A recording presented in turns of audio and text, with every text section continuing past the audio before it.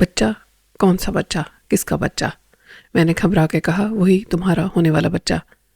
تم پاگل تو نہیں ہو گئے سلیم؟ بچہ ہوتا اگر شادی ہوتی، ابھی کون سے ہونے والے بچے کی بات کر رہے ہو تم؟ وہ چلائی۔ میں نے اسے پکڑ لیا۔ خدا کے لیے آہستہ بولو، یہ ہسپتال ہے، ابھی کوئی آ جائے گا، وہ تمہیں پھر سلا دیں گے۔ نہیں، میں سونا نہیں چاہتی۔ اس نے خود کو کنٹرول کیا۔ تم بتاؤ مجھے کس ہونے والے بچے کا ذکر کر رہے ہو؟ میں نے بڑی مشکل سے کہا، جس کا اب وجود نہیں رہا، ختم کر دیا تم نے، اور ساتھ ہی مرنا چاہا تاکہ اس کے لیے راستہ بالکل صاف ہو جائے۔ اس نے اپنا چہرہ ہاتھوں میں چھپا لیا اور ہچکیاں لینے لگی۔ تم کہہ رہے ہو میں نے پہلے ایک گناہ کیا تھا، خود کو انور کے حوالے کر دیا، اور جب اس کے نتیجے میں تو میں نے کیا ایسا نہیں ہوا تھا؟ مجھے خود سلونی بتا چکی تھی اور پھر شاہینہ نے بتایا۔ وہ پھر چلائی، کیا وہ مجھ سے زیادہ قابل اعتبار ہیں تمہارے لیے؟ میں چکرا گیا۔ ان کو ایسا جھوٹ بولنے کی کیا ضرورت تھی؟ ضرورت تھی سلیم، ایک سازش تھی میرے خلاف جو کامیاب ہو گئی۔ سلونی کو بڑے چودھری صاحب نے مجھے بدنام کرنے پر مامور کیا تھا، انہی کی نمک خوار تھی وہ پہلے۔ درمیان میں وہ در بدر بھٹکتی رہی تو کون سا کام نہیں کیا اس نے۔ پیسہ اس کی بھی کمزوری ہے۔ وہ کہتی تھی اس نے تمہیں خود دیکھا تھا۔ وہ ایسا ہی کہے گی، لیکن تم شاہینہ کی بات کرتے ہو، اس عورت کی جو میری دشمن تھی، جس نے مجھے قتل کرنے کی کوشش کی۔ میں چونکا۔ قتل؟ یہ بکواس جو تم میرے سامنے بیٹھ کر رہے ہو، اس پر یقین کیسے کیا تم نے؟ وہ مجھے ہر قیمت پر اپنے راستے سے ہٹانا چاہتی تھی تاکہ اس کی بہن کا راستہ صاف ہو، اس کے شوہر کی رہائی ہو، اسے سب کچھ واپس مل جائے جو اس کا تھا۔ اس نے ہی یہ منصوبہ بڑی ہوشیاری سے بنایا تھا کہ انور کسی طرح روزینہ کو اپنا لے تو پیر صاحب اسے اپنا وارث بنا دیں، سب اسے مل جائے، ایک بھائی ادھر دوسرا ادھر۔ مگر میرے ہوتے یہ ناممکن تھا۔ انور کو یہ کب منظور ہوگا؟ وہ بن سکتا ہے پیر صاحب کا وارث؟ ہاں، اکبر بن سکتا ہے۔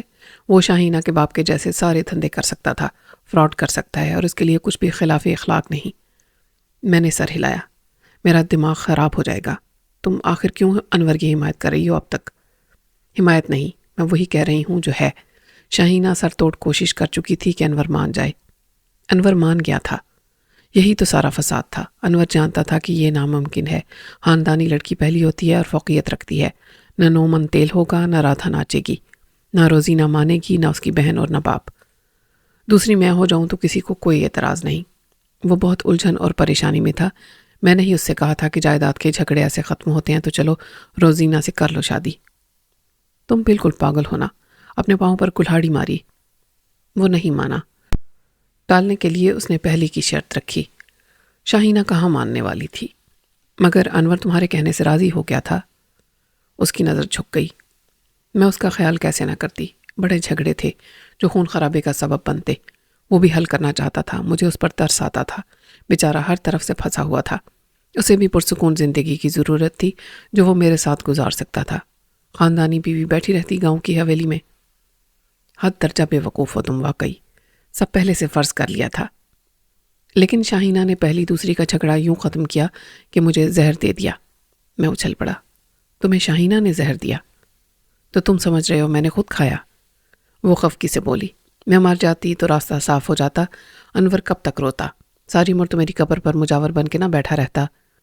ریشم، اس نے زہر دیا اور تم نے کھا لیا؟ کیسے؟ مجھے نہیں معلوم، تم معلوم کرو ڈاکٹروں سے۔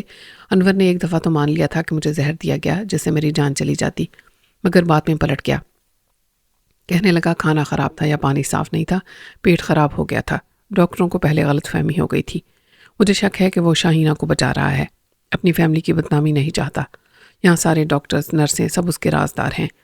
آج پیر صاحب بھی آئے تھے۔ ان کے آنے کا مقصد میری سمجھ میں نہیں آیا۔ وہ آئے تھے انور کو سمجھانے۔ معاملہ ان کی بڑی بیٹی کا ہے نا، وہ ہسپتال کے مالک سے بھی مل کر گئے۔ وہ شاید مرید ہے ان کا، یہاں مجھ سے کوئی بات ہی نہیں کرتا۔ میں معلوم کرنے کی کوشش کروں گا، لیکن مجھے کامیابی کی امید بہت کم ہے۔ انہوں نے سب کور کر لیا ہوگا۔ پولیس کیس بننے سے سبھی ڈرتے ہیں، مگر یہاں کیا ہو سکتا ہے؟ ہسپتال ان کا اپنا ہے، اور میں بھی اتنا بے وقوف تو نہیں کہ کسی ثبوت کے بغیر تھانہ کچہری کروں اور خود پھنس جاؤں۔ جب انور ہی کچھ نہیں کرنا چاہتا تو میں کیا کروں؟ مگر اب تم کیا کرو گی؟ ہسپتال سے وہیں جاؤ گی؟ اور کہاں جا سکتی ہوں؟ تمہارا اپنا بھی ایک گھر ہے، بھول گئی؟ مگر وہ حویلی نہیں ہے، میں نے کہا۔ میں نے ساری عمر گزاری ہے وہاں، لیکن اب کس کے ساتھ رہوں جب باپ نہیں؟ وہ اداس ہو کے بولی۔ بھائی بھی تو ساتھ رہ سکتے ہیں۔ اس نے نظر اٹھا کے مجھے دیکھا اور مسکرائی۔ دنیا جذبات کو نہیں، خون کے رشتے کو مانتی ہے، لیکن اب مجھے واقعی ایسا یقین ہے کہ میرا بھائی ہوتا کوئی تو تم جیسا ہی ہوتا، اور بہت فخر کرتی میں اس پر، اسی طرح حفاظت کرتا میری اور خیال رکھتا میرا۔ اس کی آنکھوں سے پھر آنسو چھلک پڑے۔ میں نے نرمی سے اس کے آنسو صاف کیے۔ میں تمہیں کبھی احساس نہیں ہونے دوں گا ریشم کہ تمہارا بھائی کوئی نہیں۔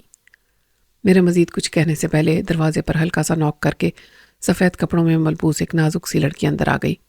دوا دینی ہے سر۔ میں پیچھے ہٹ گیا۔ اس نے ٹیمپریچر اور بلڈ پریشر لے کر پیروں کی طرف لگے چارٹ میں اندراج کیا، پھر اپنی ٹرے میں سے کچھ دوائیں دے کر چلی گئی۔ ریشم کا بی پی اس وقت بھی کم تھا۔ نرس کے جاتے ہی شام کی چائے آ گئی۔ نیلی یونیفارم میں ٹرے لانے والا وہ کم عمر لڑکا بے حد متجسس نظر آتا تھا۔ میں نے اسے غور سے دیکھ کے بات کرنے کا فیصلہ کیا۔ چائے مجھے بھی مل سکتی ہے، میں مریض تو نہیں ہوں۔ وہ مستعدی سے دروازے کے قریب پلٹا۔ میں لا دیتا ہوں سر، کیفیٹیریا سے، وہاں کافی بھی ہے اور شام کو سینڈوچ بھی ہوتے ہیں۔ یہ تو میرے دل کی بات کہی تم نے، وہی لا دو، میں نے کہا۔ وہ 10 منٹ کے بعد آیا تو میں نے بات کا سلسلہ آگے بڑھایا۔ کب سے کام کر رہے ہو؟ پڑھتے نہیں ہو؟ وہ سر جھکا کے بولا، مجبوری ہے سر، ایک بہن بیٹھی ہے، ماں بیمار ہے، لیکن کتنی ناانصافی ہے کہ میں اس کا علاج نہیں کرا سکتا۔ مجھ سے کہتے ہیں میو ہاسپٹل لے جاؤ، داخل کرا دو۔ داخل تو میں کرا دوں، لیکن گھر پر کون رہے گا بہن کے پاس؟ اور اسے بھی ہسپتال میں چھوڑ دوں تو آپ کو اندازہ نہیں کہ وہاں کیا ہوتا ہے۔ بیماروں کے ساتھ آنے والے ہسپتال کے نچلے اسٹاف سے ڈاکٹر تک سب اسے ہر طرف سے گھیر لیں گے، غائب ہو جائے گی وہ۔ ہم تو یہاں دیکھتے ہیں۔ وہ اچانک خاموش ہو گیا، جیسے اسے خیال آ گیا ہو کہ وہ زیادہ بول گیا۔ باپ نہیں ہے کمانے والا؟ ہے سر، لیکن بہت چھوٹا تھا جب اس نے ماں کو چھوڑ دیا تھا۔ کچھ زکوٰۃ خیرات ملتی ہے، نہ لیں تو کیا کریں۔ میں صبح سے رات تک یہاں کام کرتا ہوں، رات کا کھانا دے کر جاتا ہوں تو 11 بجے گھر پہنچتا ہوں۔ میں نے غور کر کے کہا، گزارا نہیں ہوتا اس آمدنی میں تو کوئی اور کام کرو۔ اور کیا کام سر؟ پڑھا لکھا بھی نہیں، ابھی میٹرک کیا ہے پرائیویٹ، اور کیا نوکری ملے گی مجھے؟ اگر پڑھنا جاری رکھو گے تو ترقی کرو گے۔ وہ اداسی سے مسکرایا۔ پڑھنا جاری تو رکھوں گا، یہ طے ہے کہ میں بی اے کے بعد میں ایم اے بھی کروں گا، لیکن کام تو نہیں چھوڑ سکتا۔ اور سر، آج کل بی اے ایم اے کو کون پوچھتا ہے؟ کبھی کوئی کام کرنے کا نہیں سوچا؟ بہت سوچا سر، مگر سوچنے سے کام تو نہیں ہوتا۔ ایک رکشہ مل جاتا قسطوں پر تو 2 سال میں قسطیں بھی ادا ہو جاتی، بہت بہتر ہو جاتے ہمارے حال۔ 2 سال میں دن رات لگاتا میں، خوب پیسہ کماتا۔ تیسرا سال لگاتا میں بہن کی شادی کرنے کے لیے۔ رکشے میں آمدنی بہت ہے سر، 1 سال میں بہن چلی جاتی، ماں کا علاج بھی ہو جاتا، جب تک بی اے بھی کر لیتا میں، اس کے بعد شادی کرتا۔ شادی؟ اتنی جلدی ہے تمہیں؟ جلدی ہے ماں کے لیے سر، اس کی خدمت کرنے والا کوئی نہیں۔ عمر زیادہ ہوگی تو زیادہ آرام کی ضرورت ہوگی۔ اچھا، اور ایسی لڑکی آج کل کہاں ملتی ہے جو آئے اور بیمار ماں کو سنبھال لے؟ ریشم نے کہا۔ ملتی ہے جناب، اس کی آنکھوں میں جیسے خواب سے اتر آئے۔ یہ کہو نا کہ تم نے تلاش کر لی ہے، میں نے کہا۔ وہ کچھ شرما کے باہر نکل گیا۔ میں نے محسوس کیا کہ لڑکا اچھا تھا اور اس کی مجبوری کو کیش کرانا مشکل نہیں ہوگا۔ یہ بڑی خود غرضانہ سوچ تھی۔ میں ایک ناتجربہ کار نوجوان کی ذہنی اور معاشی مجبوری کا استحصال کرنے کا سوچ رہا تھا۔ عام حالات میں یہ یقیناً قابل مذمت ہوتا، لیکن جہاں میری اپنی مجبوری اس سے بڑی تھی، میں محسوس کرتا تھا کہ ریشم کی زندگی محفوظ نہیں۔ آنے والے خطرے کا سدباب بھی اتنا ہی ضروری تھا جتنا یہ جاننا کہ پہلے اس کی جان لینے کی کوشش کیسے کی گئی تھی۔ اگر میرے ہاتھ کوئی ثبوت لگ جاتا تو شاید اسے میں ریشم کی اور اپنے دفاع کے لیے استعمال کر سکتا تھا۔ ابھی تو میرے ہاتھ میں بھی کچھ نہیں تھا۔ ریشم کی پلکیں بوجھل ہونے لگی تھیں۔ غالباً نرس کی دی ہوئی دواؤں میں نیند دلانے والی گولیاں بھی شامل تھیں۔ چند منٹ میں وہ پرسکون ہو کے سو گئی تو میں آہستہ سے دروازہ بند کر کے باہر نکل آیا۔ نیچے جا کے مجھے انور کہیں دکھائی نہ دیا۔ لاؤنج میں اب اتنا رش تھا کہ بیٹھنے کی جگہ نہ تھی۔ میں باہر نکل آیا۔ عین سامنے ایک خاصا کشادہ لان تھا جس کے وسط میں فوارہ پانی اچھال رہا تھا۔ اس کے آس پاس کہیں کہیں کرسیاں ڈالے وہ مریض بیٹھے تھے جو یہاں داخل تھے اور جن کو ڈاکٹرز نے باہر تک جانے کی اجازت دے رکھی تھی۔ گاڑیاں دائیں طرف والی گیٹ سے اندر آ کر پیچھے کہیں پارکنگ ایریا میں چلی گئی تھیں۔ میں ایک بینچ پر بیٹھا۔ میرا خیال تھا انور مجھے تلاش نہیں کر پائے گا تو مجھے تلاش کرتا ہوا ضرور آئے گا، لیکن وہ نہیں آیا۔ ریشم سے مل کر میرے خیالات بہت بدل گئے تھے۔ میں نے جان لیا تھا کہ شاہینہ کس حد تک شفاق اور خود غرض ہو سکتی ہے۔ آج تو شاید اس کی خصوصی نظریات عنایت کا مقصد ہی کچھ اور تھا۔ کیا وہ اپنی لگاوٹ کی باتوں سے مجھے اپنے پیچھے لگانا چاہتی تھی؟ کیا وہ مجھے ایسا مرد سمجھتی تھی کہ اپنی ایک جھلک دکھا کر مجھے دیوانہ بنا لے گی اور پھر جو چاہے گی کرے گی؟ میں اپنی کمزوری کا شکار ہو جاتا تو وہ مجھے بلیک میل بھی کر سکتی تھی۔ ریشم اب بھی انور کے لیے جذباتی کمزوری کا شکار تھی۔ وہ خود اسے اجازت دے رہی تھی کہ روزینہ سے شادی کر لے۔ اسے انور کی پریشانی کا احساس تھا اور وہ بے وقوف یہ سمجھتی تھی کہ اس کی محبت کا جادو ہمیشہ انور کے سر چڑھ کر بولے گا۔ روزینہ گھر میں قید روایتی بیوی بن کے رہ جائے گی۔ یہ سب اس کی خام خیالی تھی۔ ان دو بہنوں کا ریشم کے خلاف متحد ہو جانا ہی ریشم کی موت تھا۔ آج وہ بچ گئی، مگر کب تک بچے گی؟ یہی انور ہوگا جس کا جاگیردارانہ ذہن روزینہ کو عزت دے گا، اور اگر ریشم کسی کو بخشی نہ گئی تو دوسری سلونی بن جائے گی۔ وقتی طور پر میں نے نورین کو بھلا دیا تھا۔ مجھے اس کا خیال آیا تو میں یہ سوچنے پر مجبور ہوا کہ آخر کب تک میں یہاں ریشم کی پہرے داری کر سکتا ہوں۔ ابھی 24 گھنٹے بھی نہیں ہوئے تھے کہ خود پیر صاحب ایک چکر لگا گئے تھے۔ یہ سب سازشی لوگ ایک ہی مقصد کے حصول پر ریشم کو قربان کر دینا چاہتے تھے۔ ریشم بہت کمزور ہے اور میں کب تک اس کا محافظ بن کر رہوں گا؟ میری کیا اوقات ہے؟ رات ہو گئی۔ ہسپتال میں مریض اور ان کے وزٹرز نہ رہے۔ لاؤنج خالی ہو گیا اور وہاں صرف ایک لائٹ کاؤنٹر کے اوپر روشن رہ گئی۔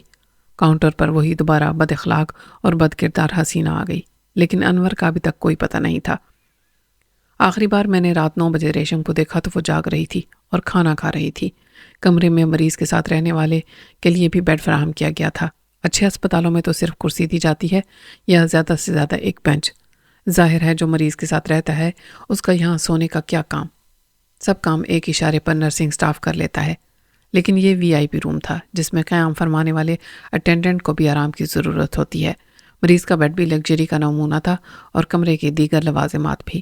ریشم نے مجھے مدعو کیا تھا کہ میں اس کے ساتھ کھانا شیئر کر لوں، جو اس کی ضرورت سے بہت زیادہ تھا، لیکن ایک تو مجھے بھوک نہیں تھی، دوسرے یہ مجھے اچھا بھی نہیں لگا۔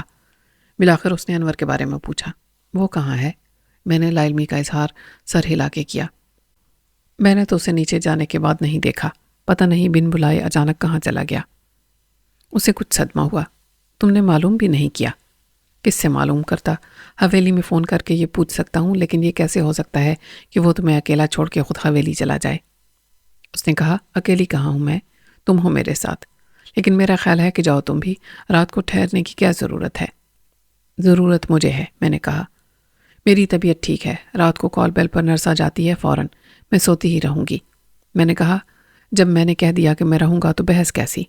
اچھا تم اس دوسرے بیڈ پر سو جاؤ، میں نے صاف انکار کر دیا۔ یہ کسی طرح مناسب نہیں۔ وہی بیٹھی ہے کاؤنٹر پر جو کہہ رہی تھی کہ آرڈر نہیں غیر متعلقہ افراد کے مریض کے پاس جانے کا، وہ مجھے اسی کمرے میں سونے دے گی؟ تم میری فکر نہ کرو، میں اپنا بندوبست کر لوں گا۔ نیچے آ جانے کے بعد مجھے اندازہ ہوا کہ رات بھر ان کرسیوں پر اکیلے بیٹھنا آسان نہ ہوگا۔ میں نے کیفیٹیریا میں جا کر دیکھا جو اب بند ہو رہا تھا۔ مجھے وہی لڑکا نظر آیا جو رکشہ بھی چلانا چاہتا تھا اور ایم اے بھی کرنا چاہتا تھا۔ اس نے مجھے پہچان لیا، سیدھا میرے پاس آ گیا۔ کچن میں کام کرنے والا تو چلا گیا ہے سر، صفائی ختم کر کے میں بھی چلا جاؤں گا۔ یعنی اب کھانے کے لیے کچھ نہیں مل سکتا؟ کھانے کے لیے تو بہت کچھ ہے، آپ کے لیے کافی میں بنا لاتا ہوں الیکٹریکل کیٹل میں، 2 منٹ لگیں گے، وہ چٹکی بجا کے بولا۔ وہ ایک ٹرے میں بسکٹ اور کنفیکشنری کا بہت سا اسباب اٹھا لایا اور کافی لے کر میرے سامنے بیٹھ گیا۔ مجھے بھی بری عادت پڑ گئی ہے، یہاں مفت کی ملتی ہے نا۔ میں نے محسوس کیا کہ اس نے مجھ سے کچھ توقعات وابستہ کر لی ہیں۔ اس میں کوئی شک نہیں کہ وہ ہر سپورٹ کا مستحق ثابت ہوتا تھا، لیکن میں بھی اس کی مدد کسی غرض کے بغیر نہیں کرنا چاہتا تھا۔ شاید یہی وقت تھا کہ میں اس سے صاف بات کر سکتا تھا۔ دنیا کے کام اسی طرح چلتے ہیں، اس ہاتھ دے اس ہاتھ لے۔ امید بہت کم تھی، لیکن ہر جواری کو صرف آس کا سہارا ہوتا ہے۔ میں نے کہا، اس وقت اگر تم مدد نہ کرتے تو مجھے کھانے کے لیے باہر جانا پڑتا۔ نام کیا ہے تمہارا؟ ناصر حسین سر۔ ناصر حسین، میں رکشہ دلوا سکتا ہوں تمہیں۔ اس کی نظر مجھ پر جم گئی۔ سر میں آپ کا قرض بھی ادا کر دوں گا۔ یہ قرض نہیں ہوگا، تمہیں ایک کام کرنا ہوگا میرا۔ وہ کچھ مایوس نظر آنے لگا۔ کام؟ آپ بتائیں، اگر میرے بس میں ہوا تو ضرور کروں گا۔ تم کوشش کر سکتے ہو، لیکن رکشہ تمہاری کوشش کامیاب ہونے سے مشروط نہیں ہے۔ ہر شخص کوشش ہی کر سکتا ہے۔ اس کا چہرہ چمک اٹھا۔ آپ کام بتائیں سر۔ میں نے سوچ کے کہا، میں جس مریض کے ساتھ ہوں اس کو زہر دے کر مارنے کی کوشش کی گئی تھی، اس کا نام ریشم ہے۔ ناصر کو جیسے شوق لگا۔ وہ تو بہت اچھی ہیں، ان کو مارنے کی کوشش کس نے کی تھی؟ میں نے اپنی بات جاری رکھی۔ کل رات یعنی آج صبح 3-4 بجے ریشم کو یہاں لایا گیا تھا، جیسا کہ طریقہ ہے ڈاکٹر نے اس کا معدہ واش کیا اور اسے بچا لیا۔ مجھے بتاؤ، جب اس قسم کا کوئی کیس آتا ہے تو کیا ہوتا ہے؟ پہلے تو ریسیپشن پر انٹری ہوتی ہے، وہاں جو بھی ہو وہ نئی فائل بناتی ہے، اس پر رجسٹریشن وغیرہ کا نمبر ڈالا جاتا ہے۔ پھر ایمرجنسی میں کوئی ڈاکٹر مریض کو دیکھتا ہے اور فائل میں لکھ لیتا ہے کہ اس نے کیا دیکھا اور علامات کیا ہیں اور کیا کرنا چاہیے۔ زیادہ سیریس کیس ہو تو گھر سے کسی تجربہ کار ڈاکٹر کو بھی بلا لیتے ہیں، جیسے کہ ہارٹ اٹیک ہو۔ کیا اس کیس میں کسی کو بلایا گیا ہوگا؟ ناصر نے نفی میں سر ہلایا۔ میرا تجربہ تو کہتا ہے کہ ڈیوٹی ڈاکٹر نے خود ہی سب کر لیا ہوگا۔ میں نے مسکرا کر کہا، تم بھی تجربہ کار ہو؟ 2 سال سے یہاں ہوں سر، دیکھ کے اور سن کے بہت کچھ سیکھ لیا ہے۔ ریشم کی فائل کہاں ہے؟ ان کی فائل ہوگی آفس میں، آپ کیوں پوچھ رہے ہیں؟ مجھے وہ فائل چاہیے، یہاں اس کیس کو دبا دیا گیا ہے۔ ناصر بولا، یہ تو ہوتا ہے سر، ہر کیس دبا دیا جاتا ہے، پولیس کا یہاں کیا کام، لیکن فائل رہتی ہے، اس میں سب لکھا ہوتا ہے۔ تم مجھے وہ فائل لا کر دے سکتے ہو یا دکھا سکتے ہو؟ میں آفس میں نہیں جا سکتا سر، آپ کو فائل کیوں چاہیے؟ کیا آپ پولیس کیس کرنا چاہتے ہیں؟ ضروری نہیں، میں چاہتا ہوں میرے پاس ثبوت ہو۔ میری نوکری چلی جائے گی سر، کسی کو معلوم ہوا تو؟ کوئی بات نہیں، یہ تمہارے لیے فائدے کا سودا ہے، فائل تو مجھے اور اس کے ساتھ ہی استعفیٰ۔ 1 ہفتے بعد کسی کا تم پر شک نہیں جا سکتا، اس وقت تم رکشہ چلا رہے ہوگے، میں نے کہا۔ وہ اپنے ہونٹ کاٹتا رہا اور سوچتا رہا۔ بہت مشکل کام ہے یہ۔ مشکل یا ناممکن؟ میں نے کہا۔ رکشے کے علاوہ بھی آپ کو کچھ پیسے خرچ کرنا پڑے تو؟ میں نے کہا، میں تیار ہوں۔ کتنے؟ زیادہ سے زیادہ 10,000، وہ بولا۔ کوئی مسئلہ نہیں، تم کام کرو۔ اس نے سر ہلایا اور کھڑا ہو گیا۔ میں یہ کینٹین بند کر دوں، پھر آتا ہوں۔ کینٹین کا باورچی اور مالک سب جا چکے تھے، ناصر کو صفائی کر کے شٹر گرانے تھے۔ میں باہر نکل کے پارکنگ ایریا میں ٹہلتا رہا، جہاں اب صرف ایک گاڑی اور ایک ایمبولینس کھڑی تھی۔ ناصر تقریباً آدھے گھنٹے کے بعد نمودار ہوا تو کچھ نروس تھا۔ سر، مجھے امید ہے اب آپ کا کام ہو جائے گا، ایک رکشہ میری زندگی بدل دے گا، اس لیے میں مجبور ہو گیا۔ تم سمجھتے ہو کہ میں نے تمہاری مجبوری سے فائدہ اٹھایا ہے؟ وہ رک گیا۔ فائدہ اٹھانا اور ہوتا ہے سر، یہ اتنا بڑا کام نہیں تھا، کوئی اور 10,000 میں کر دیتا، اور وہ 10,000 میں نہیں کرے گی۔ میں نے کہا، کون وہ؟ جو کاؤنٹر پر بیٹھی ہے، مس جولی۔ آپ نے میرے مستقبل کے بارے میں سوچا، صرف پیسہ نہیں پھینکا۔ میں واقعی مجبور تھا، میرے ساتھ ایک ماں اور ایک بہن کی زندگی جڑی ہوئی ہے، یہ مس جولی مجبور نہیں۔ میں صاف کہتا ہوں، اسے لالچ ہے، اس کی کمائی کے ایسے ہی دھندے ہیں۔ مجھ سے پوچھ رہی تھی کہ تمہیں کتنے ملے۔ کمینی، اس میں سے بھی مانگتی۔ میں نے ٹال دیا کہ تم اپنی بات کرو۔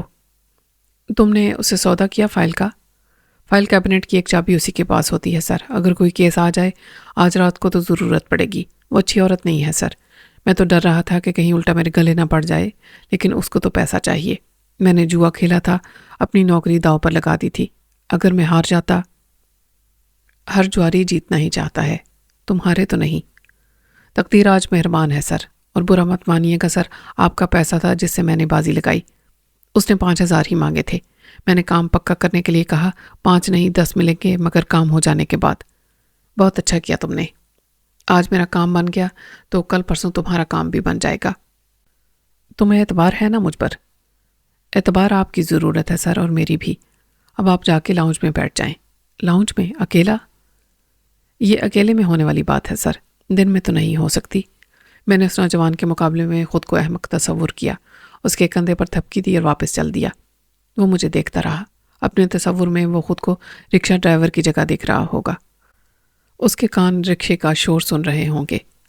شاید اسے یقین کرنا مشکل ہو گیا ہوگا کہ یوں اچانک راہ چلتے میں کسی کو الادین کے چراغ کی طرح خواب کی تعبیر مل سکتی ہے۔ مس جولی نے نظر اٹھا کر مجھے دیکھا اور مسکرائی۔ اب اس کے اور میرے درمیان بیگانگی کا رشتہ نہیں رہا تھا، ایک جیسی ضرورت نے ہمیں ملا دیا تھا۔ ضرورت نہ میری جائز تھی نہ اس کی۔ میں ایک الگ کرسی پر آخر میں جا بیٹھا، وہ اپنی جگہ سے اٹھی اور میرے پاس آ گئی۔ سر، آپ مس ریشم کے ساتھ ہیں؟ اس نے تمہید باندھی۔ ہاں، کل رات بھی تم ڈیوٹی پر تھیں؟ یس سر، میں نائٹ ڈیوٹی دینا پسند کرتی ہوں، صبح 8 بجے تک۔ کیا آپ رات بھر یہیں بیٹھے رہیں گے؟ مجبوری ہے، کمرے خالی ہیں، اگر آپ آرام کرنا چاہیں تو میں کھول دوں۔ کرایہ کتنا ہوگا مس جولی؟ اس نے میری آنکھوں میں آنکھیں ڈال کے کہا، 10,000 سر۔ میں نے سر ہلا دیا، مجھے منظور ہے۔ جولی مجھے کوریڈور کے شروع میں ہی ایک کمرے میں لے گئی۔ یہ کمرہ کسی مریض کے لیے نہیں رکھا گیا ہوگا، شاید یہاں رات کی ڈیوٹی دینے والا ڈاکٹر ہوتا ہوگا۔ رات کو ہر روز تو کیس نہیں آتے، اس وقت مجھے ڈیوٹی ڈاکٹر کوئی نظر نہیں آ رہا تھا۔ آپ یہاں آرام کریں۔ میں کرسی پر بیٹھ کے اور جوتے اتارنے لگا۔ آج نائٹ ڈیوٹی پر کوئی ڈاکٹر نظر نہیں آ رہا، نہ ہی کوئی نرس۔ ڈاکٹر اوپر ہیں جہاں وارڈ ہیں، نرس بھی اس کے ساتھ ہوگی، میرا مطلب ہے ڈیوٹی پر۔ ایمرجنسی میں وہ اوپر سے نیچے آ جاتا ہے۔ کل رات بھی یہی ڈاکٹر تھا جب ریشم کو لایا گیا تھا؟ یس سر۔ نرس بھی یہی تھی۔ آپ کیوں پوچھ رہے ہیں؟ میں نے ٹال دیا۔ ایسے ہی یہ سب اس نے کیا ہوگا، تجربہ کار ڈاکٹر ہوگا۔ جولی باقاعدہ کال گرل تھی، غالباً اس کی ہر رات یہاں ڈبل ڈیوٹی بن جاتی ہوگی، کبھی مریض کے ساتھ تو کبھی تیماردار کے ساتھ۔ ضرورت مند بھی مریض بن کے آ جاتے ہوں گے۔ میں بہت تھکا ہوا تھا، کمر سیدھی کرنے کے لیے لیٹا تو انتظار میں چھت کو گھورتے گھورتے سو گیا۔ پھر آنکھ کھلی تو جولی میرے ساتھ تھی اور کمرے میں اندھیرا تھا۔ وہ پھر ڈیوٹی پر گئی تو میں نے لائٹ جلا کے وہ فائل دیکھی جو ٹیبل پر رکھی تھی۔ کمرے میں ابھی تک جولی کے وجود سے پھوٹنے والی تیز خوشبو بھری ہوئی تھی۔ بے اختیار مجھے وہ خوشبو یاد آئی جو نورین کے پاکیزہ وجود کی علامت بن گئی تھی، ایک لطیف روحانی احساس کی طرح۔ یہ دنیا کی کثافت سے آلودہ خود اپنا اشتہار بن جانے والی خوشبو تھی۔ میں نے فائل اٹھا کے دیکھی، اس میں بہت کچھ میری سمجھ میں آنے والا نہیں تھا۔ ڈاکٹر کی تحریر اور ڈاکٹری زبان سمجھنا دشوار تھا۔ مجھے خیال آیا کہ شاید یہ جولی مجھے سمجھا سکے۔ میں نے اسے پھر بلا لیا۔ جو بات اس نے کمرے میں آ کے کی وہ خالص کاروباری اور بے شرمی کی انتہا تھی۔ اس نے اپنی اور اپنے وقت کی قیمت مانگی، مگر میں نے اسے مایوس کیا۔ آج نہیں مس جولی، پھر کبھی صحیح۔ اس امید افزا بات نے اسے خفا نہیں کیا۔ آپ میرا نمبر لے لیں۔ نمبر کی کیا ضرورت ہے؟ جب یاد آئے گی تمہاری تو آ جاؤں گا، تم یہی ملو گی۔ ابھی مجھے اس فائل میں لکھا ہوا سمجھاؤ، یہ کیا ہے؟ اس نے فائل دیکھی اور کسی حد تک مطلب سمجھا دیا۔ تم یہ فائل لے جاؤ گے اپنے ساتھ؟ ظاہر ہے صرف اسے یا تمہیں دیکھنے کے تو 10,000 نہیں دیے تھے میں نے۔ اس نے نفی میں سر ہلایا۔ فائل نہ ملی تو کل میری نوکری بھی جائے گی۔ تم اس کی فوٹو اسٹیٹ کاپی بنوا لو۔ اسے میرے واپس آنے کا یقین ہوگا۔ میں باہر گیا اور مجھے آدھی رات کے بعد فوٹو اسٹیٹ بنانے والی مشین کی تلاش میں بہت دور جانا پڑا۔ جب میں واپس لوٹا تو وہ کچھ پریشان تھی۔ اصل فائل مجھ سے لے کر اس نے فوراً واپس اپنی جگہ رکھ دی۔ صبح تک ہمارے درمیان پھر اجنبیت کا رشتہ آ گیا تھا جو گزر جانے والی رات کا رازدار تھا۔ میں ضرورت کے لیے کچھ رقم لے کر آیا تھا، مگر اب میرے پاس اتنی رقم بھی نہیں تھی کہ میں ٹیکسی کر کے واپس جا سکوں۔ جو گاڑی میں لایا تھا وہ میرے پاس تھی۔ رات کا باقی حصہ میں نے اندر باہر گھومتے پھرتے سوتے جاگتے گزارا، حالانکہ میری جگہ کوئی اور ہوتا تو صبح تک اس کمرے میں عیش کرتا جس کا ایک رات کا کرایہ 10,000 روپے تھا۔ رات کے دوران ایک بار میں نے اوپر جا کے ریشم کو بھی دیکھا۔ اس کے کمرے میں مدھم روشنی تھی اور وہ سکون سے سو رہی تھی۔ رپورٹ سے ریشم کے موقف کی تصدیق بھی ہو گئی تھی کہ اس نے نہ خودکشی کی کوشش کی تھی اور نہ اپنے جرم محبت کا نقش مٹانے کی۔ یہ سارا پروپیگنڈا کا زہر تھا جو بھابھی نے پھیلایا تھا۔ انور مجھے بتائے بغیر چلا گیا تھا اور اس کی گاڑی بھی نہیں تھی، جس سے اندازہ ہوتا تھا کہ وہ واپس ہی گیا ہوگا۔ اس کی لا تعلقی، بے رخی یا بے حسی میرے نزدیک افسوسناک تھی، لیکن اب اس نے نظریں پھیر لی تھیں اور اس کے جذبات کا رخ بھی بدل گیا تھا۔ یہ شرمندگی تھی کہ اس نے مجھ سے بھی بات کرنے سے گریز کیا تھا۔ وہ ریشم کو میرے حوالے کر کے بھاگ گیا تھا۔ میں اسے فون کر کے پوچھتا تو شاید جواب کسی بہانے کی صورت میں آتا۔ میری طبیعت خراب ہو رہی تھی۔ ابا جی نے بلا لیا تھا، تم تھے اس کی دیکھ بھال کے لیے، تو میں واپس آ گیا۔ ریشم اب تک اس کا دفاع کر رہی تھی۔ اس کا موقف یہی تھا کہ انور اسے چھوڑنے والا نہیں، وہ بعد میں روزینہ سے مجبوری میں شادی کرے تو اس کی کوئی اہمیت نہیں۔ یہ خود فریبی کا طلسم تھا، ورنہ اس کی حقیقت وہی تھی جو میری نظر دیکھ رہی تھی اور دنیا بھی جانتی تھی۔ یہ ڈوبتے کو تنکے کا سہارا تھا، ورنہ حقیقت ایک ہی تھی جو ریشم دیکھنا نہیں چاہتی تھی۔ ان حالات نے مجھے بڑے مخمصے میں ڈال دیا تھا۔ اب میں یقین کے ساتھ نہیں کہہ سکتا تھا کہ ریشم میرے کہنے سے حویلی چھوڑ دے گی۔ میری تو یہ منزل ہی نہیں تھی۔ ایک خیال مجھے یہ بھی آتا تھا کہ کہیں ریشم نے محبت میں سودا تو نہیں کر لیا ہے، وہ پہلے سے دوسری پوزیشن پر رہنا قبول کر لے۔ تمام عمر غربت اور ذلت میں گزارنے والی لڑکی اچانک حویلی کے مکین بن گئی تھی اور اب مالکن بننا چاہتی تھی۔ یہ ٹھاٹ باٹ، عیش آرام اس نے خواب میں بھی نہیں دیکھے تھے۔ اب ان سب کو ٹھکرا کے واپس اپنی پرانی قسم پرسی کی زندگی میں لوٹ جانا بھی اس کے لیے ایک ڈراؤنا خواب ہوگا۔ حویلی میں آنے والی عورتوں کو عزت و عصمت کی روایتی قدروں کو بھلانا اس لیے آسان ہو جاتا تھا کہ انہیں یہ زندگی راس آ جاتی تھی، جتنا ملتا تھا وہ سب کچھ گنوا دینے کا احساس مٹا دیتا تھا۔ کیا ریشم بھی تو ایسا ہی نہیں سوچنے لگی؟ اس کا باپ کے سوا ہے کون جو ہاتھ تھام کے لے جائے؟ وہ حویلی میں اپنی جگہ بنانے کے لیے اب بھی پر امید ہے اور اس کے لیے کوشش بھی کر رہی ہے۔ وہ انور کو روکے گی، وہ اتنی آسانی سے ہار نہیں مانے گی اور دوسری عورت کو جیتنے نہیں دے گی۔ مجھے لگتا تھا ادھر ادھر کی سوچ سوچ کر میرا دماغ خراب ہو جائے گا۔ اسپتال کی کیفیٹیریا کے جلدی کھلنے کا امکان کم تھا۔ میں نے باہر جا کے عوامی ہوٹلوں کی گندی ٹیبلوں اور جھولتی کرسیوں پر بیٹھ کے ٹوٹے کنارے والے کپوں میں ابلتی ہوئی گاڑھی میٹھی چائے پی۔ اس وقت وہاں یہی دستیاب تھی اور طلب میں مجھے برازیل کی کافی سے زیادہ اچھی لگی۔ آہستہ آہستہ لاہور انگڑائی لے کر اٹھا اور کاروبار حیات کا رکا ہوا دریا بہاؤ پر آ گیا۔ واپس جاتے ہوئے میں نے اردو کا ایک اخبار خرید لیا۔ سڑک پر چلتے ہوئے پڑھنے کے بجائے میں نے اسے رول کر کے ہاتھ میں رکھا اور ہسپتال کے صحن میں ایک بینچ پر بیٹھ کے کھولا۔ پہلے صفحے کی سرخیاں اور ذیلی خبریں بڑے بڑے شہروں کی سیاسی سرگرمیوں کی ترجمان تھیں۔ حکومتی ارکان اپنا راگ گا رہے تھے، اپوزیشن والوں نے آنے والے الیکشن کے لیے اپنی ڈفلی بجانے کا آغاز کر رکھا تھا۔ خبر میں کتنی خبر ہوتی ہے؟ شاید اتنی ہی جتنی بنائی جائے۔ ایک سرسری نظر ڈالتا ہوا میں اندر کے صفحے پر چلا گیا جو ڈسٹرکٹ پیج تھا۔ وہاں ایک خبر نے مجھے متوجہ کیا جو بہت نمایاں تو نہیں تھی لیکن اس میں سنسنی خیزی تھی، چنانچہ لگ گئی تھی۔ نمائندہ خصوصی نے زیب داستاں کے لیے بہت کچھ شامل کیا جو ایڈٹ کر دیا گیا تھا۔ خبر کی 2 کالمی سرخی تھی، پیر اظہر علی شاہ کے خلاف قتل کا مقدمہ۔ اس کے بعد تھوڑی سی تفصیل تھی۔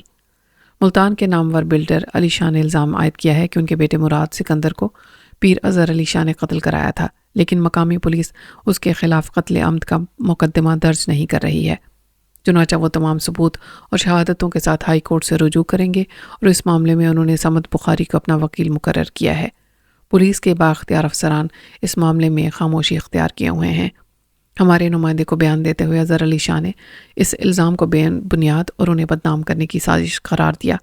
واضح ہو کہ سکندر علی شاہ کی اظہر علی شاہ سے قرابت داری ہے۔ یہ ایک سنسنی خیز انکشاف تھا۔ اندر کی خبریں پیر صاحب پر لگائے گئے الزام کی تصدیق کرتی تھیں۔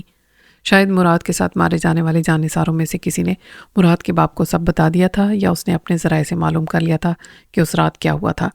مراد کی لاش اس کے گھر کے قریب پانی کے ایک جوہڑ میں تیرتی ہوئی پائی گئی تھی۔ شاید یہی غلطی پیر صاحب کے گلے پڑ گئی تھی۔ اس نے نشان عبرت بنانے کے لیے مراد کی لاش اس کے گھر کے سامنے پھینکوا دی تھی۔ اگر مراد کے ساتھیوں کی طرح وہ بھی غائب ہو جاتا تو شاید کسی کو معلوم نہ ہوتا۔ کہنے کو میں بھی ان گواہوں میں شامل تھا جو اس رات پیر صاحب کے آستانے پر موجود تھے۔ میں نے دیکھا نہیں تھا مگر سنا بہت کچھ تھا۔ پھر بھی میں عزت داروں کی اس خاندانی لڑائی میں فریق بنتا تو میرا حال وہی ہوتا جو سانڈوں کی لڑائی میں مینڈک کا ہوتا ہے، محاورے کے مطابق۔ اظہر علی اگر اثر و رسوخ رکھتا تھا تو اس کا حریف بھی یقیناً کم نہ ہوگا جس نے اعلانیہ طبلِ جنگ بجا دیا تھا۔ ظاہر ہے اس کے پاس ایک باپ کا دکھ ہی نہیں، اس الزام کی صداقت کو ثابت کرنے کے لیے بہت کچھ ہوگا۔ اب تک وہ قرابت دار تھے تو اب دشمن ہو گئے تھے۔ یہ خبر میرے لیے ایک طرف باعث مسرت تھی کہ پیر صاحب بھی اپنی تمام روحانی قوت کے باوجود ملزم ہو گئے تھے۔ اب آیا اونٹ پہاڑ کے نیچے، کوئی تو اس کی ساری بدماشی کی طاقت سے ٹکرایا۔ یہ ابتدا تھی۔ اس کے بعد قانونی جنگ سے زیادہ اثر و رسوخ کی جنگ اہم ہوگی۔ دونوں طرف سے پیسہ پانی کی طرح بہایا جائے گا، گواہ خریدے یا ختم کیے جائیں گے، شہادت بدلی جائے گی، ضمانتوں کا چکر ہوگا۔ فیصلہ تو بڑی دور کی بات ہے۔ اس سے پہلے نہ جانے کتنے سیشن جج دونوں طرف کے دباؤ کا شکار ہوں گے۔ کچھ مقابلے کی تاب نہ لا کر خود بھاگ جائیں گے تو کچھ ہٹا دیے جائیں گے۔ ایک قتل کا فیصلہ ہونے سے پہلے نہ جانے اور کتنے قتل ہوں گے، پھر اپیلوں کے بعد اپیلوں کا سلسلہ۔ لیکن عدالتی معاملات سے الگ جو معاملہ سب سے زیادہ اہمیت اختیار کرے گا وہ عزت کا ہوگا۔ پہلا سوال تو یہی اٹھے گا کہ قتل ہوا تو کیوں ہوا؟ اس کیس میں نام آئے گا روزینہ کا تو پیر صاحب کی خاندانی عزت کا جنازہ تو پہلے ہی اٹھ جائے گا، اور بلا شبہ ان کے ساتھ ہی ان کی روحانیت اور پیری مریدی کا۔ صفائی کرنے والے ایک لڑکے نے میرے قریب آ کر کہا، آپ کو اندر بلایا ہے سر۔ تو میں چونکا۔ اس نے میرے آس پاس کی صفائی کر لی تھی۔ مجھے بر وقت بلاوا آنے سے اس کا کام آسان ہو گیا۔ میں نے اخبار کو رول کر کے پکڑا اور اندر چلا گیا۔ ڈیسک پر اب جولی نہیں تھی۔ دوسرے قدرے مہذب خاتون نے مجھے پیغام دیا، آپ مس ریشم کے ساتھ ہیں، اوپر آپ کو ڈاکٹر عذرا نے بلایا ہے۔ اس ڈاکٹر کو میں گزشتہ روز بھی دیکھ چکا تھا۔ اس نے پھر سوال کیا، اچھا آپ ہیں ان کے ساتھ، کیا نام ہے آپ کا؟ ملک سلیم اختر۔ ملک صاحب یہ اب بالکل ٹھیک ہے، آپ انہیں لے جا سکتے ہیں۔ فائل کی کاپی میری بغل میں دبی ہوئی تھی۔ میں نے انجان بن کے سوال کیا، اسے کیا ہوا تھا ڈاکٹر صاحب؟ کوئی خاص بات نہیں، فوڈ پوائزننگ ہو جاتی ہے، پولوشن ہو پانی میں یا کوئی اور وجہ ہو، پتہ نہیں چلتا، اس نے سرسری انداز میں بیان دیا۔ اس کے جانے کے بعد میرے سامنے صرف ریشم رہ گئی اور سوال یہ رہ گیا کہ اب ہسپتال سے وہ کہاں جائے گی۔ انور کے رویے سے وہ کچھ دل شکستہ تھی۔ وہ آیا نہیں؟ ریشم نے مایوسی سے پوچھا۔ فون بھی نہیں کیا، میں نے نفی میں سر ہلایا۔ وہ مجھے کچھ بھی بتائے بغیر اچانک چلا گیا۔ اس سے پتہ چلتا ہے کہ اس کے نہ آنے کی کوئی غیر معمولی وجہ ہوگی، شاید اسے تسلی تھی کہ میں ہوں یہاں۔ ایسی وجہ کیا ہو سکتی ہے؟ اس نے ناراضی سے کہا۔ پوری وجہ میرے بغل میں دبے ہوئے اخبار میں ڈسٹرکٹ پیج پر ایک خبر کی صورت میں موجود تھی، لیکن میں اس وقت کوئی دھماکہ کرنا نہیں چاہتا تھا۔ خود مجھے بھی معاملات کو سمجھنے اور سوچنے کی ضرورت تھی۔ ظاہر ہے یہ کام یہاں ہسپتال میں رہ کر نہیں ہو سکتا تھا۔ ایک دم میں بھی کوئی فیصلہ نہیں کر سکتا تھا کہ ریشم کو واپسی پر حویلی نہیں اس کے گھر لے جاؤں۔ ریشم خود اس معاملے میں ڈاواڈول تھی۔ اس نے ابھی دوسری عورت کے آگے ہتھیار نہیں ڈالے تھے۔ ابھی اس کے خوابوں کا سفر جاری تھا۔ ابھی ضابطے کی کارروائی جاری تھی کہ انور آ گیا۔ آئی ایم سوری ریشم، تم سمجھ رہی ہوگی میں بھاگ گیا۔ ریشم برہم ہو گئی۔ تو کیا سمجھوں کہ تمہیں جن اٹھا کر لے گئے؟ اس نے ریشم کو منانے کے لیے کہا۔ سب ہم معلوم ہو جائے گا تمہیں، گھر تو چلو، یہاں لڑنا ضروری ہے کیا؟ انور کے رویے اور لہجے میں جو تبدیلی آئی تھی وہ بہت نمایاں تھی۔ عدم دلچسپی یا بے رخی کا وہ انداز جو چھپائے نہ چھپتا تھا باقی نہیں رہا تھا۔ وہ پرانا انور تھا، جوشیلا، پر اعتماد۔ میرا ماتھا کیسے نہ ٹھنکتا، مگر میں عجلت میں کوئی فیصلہ کرنا نہیں چاہتا تھا۔ یہ کیسی فائل ہے؟ انور نے پوچھا۔ میں نے اسے ٹال دیا۔ کوئی خاص نہیں، کچھ ذاتی کاغذات ہیں۔ یہ جواب انور کو مطمئن کرنے کے لیے کافی نہ ہوتا۔ گزشتہ رات میرے پاس پرسنل کاغذات والی کوئی فائل نہیں تھی۔ رات کو ذاتی کاغذات کہاں سے آ گئے؟ تاہم اس نے میرے جواب کو قبول کر لیا۔ کوئی خاص بات ہے اخبار میں؟ وہ بولا۔ اب اس کی بے نیازی کے انداز میں مجھے تشویش محسوس ہوئی جو میرا وہم بھی ہو سکتا تھا۔ میں نے کہا، ایسے ہی وقت گزارے کے لیے خریدا تھا صبح، اور اسے ردی کی ٹوکری میں ڈال دیا تاکہ اس کا شک رفع ہو جائے۔ یہ آج کا اخبار تھا جو میں پھر خرید سکتا تھا، اور میں نے ایسے ہی کیا۔ دوسرا کام میں نے یہ کیا کہ فائل کور میں سے کاغذات نکال کے اپنی جیب میں ڈال لیے تھے۔ ریشم انور کے ساتھ اس کی گاڑی میں تھی۔ پیچھے دوسری گاڑی میں مجھے کافی وقت ملا۔ مجھے کچھ حیرانی ہوئی جب حویلی میں گاڑی سے اترتے ہی انور نے مجھ سے پوچھا، تیری وہ پرسنل پیپرز والی فائل کہاں گئی؟ میں نے سر پر ہاتھ مارا۔ اوہ، وہ فائل تو ہسپتال میں رہ گئی۔ اگرچہ انور کا ظاہری رویہ پرسکون لگتا تھا، لیکن مجھے یوں لگا جیسے یہ مصنوعی سکون ہے اور اس کے نارمل رویے کے پیچھے ایک اضطرابی ہیجان ہے جسے وہ مجھ پر اور ریشم پر ظاہر ہونے دینا نہیں چاہتا۔ یہ میرا وہم نہیں تھا۔ وقت گزرنے کے ساتھ اس طوفان کے آثار حویلی کے اندر محسوس ہونے لگے جس کی آمد کے آثار عیاں تھے۔ گھر کی کھڑکیاں دروازے بند کرنے سے طوفان ختم نہیں ہو سکتا تھا۔ ریشم کو اس کے کمرے میں چھوڑنے کے بعد انور نے کچھ محسوس نہ ہونے والی احتیاطی تدابیر اختیار کرنا ضروری سمجھا۔ ریشم کے لیے آرام کے نام پر پابندی لگا دی گئی تھی اور گیٹ پر موجود سیکیورٹی گارڈ کو سختی سے سمجھا دیا گیا تھا کہ بی بی جی کی اجازت کے بغیر کوئی اندر نہیں جا سکتا، اور کوئی کا مطلب ہے کوئی بھی۔ اس کے کھانے پینے کا ذمہ دار سلونی کو بنا دیا گیا تھا۔ ابھی ریشم پر بھی نقل و حرکت کی پابندی تھی۔ میں اچھی طرح جانتا تھا کہ یہ احتیاط شفا یابی سے زیادہ اسے پھر کسی نقصان کے احتمال سے محفوظ رکھنے کے لیے تھی۔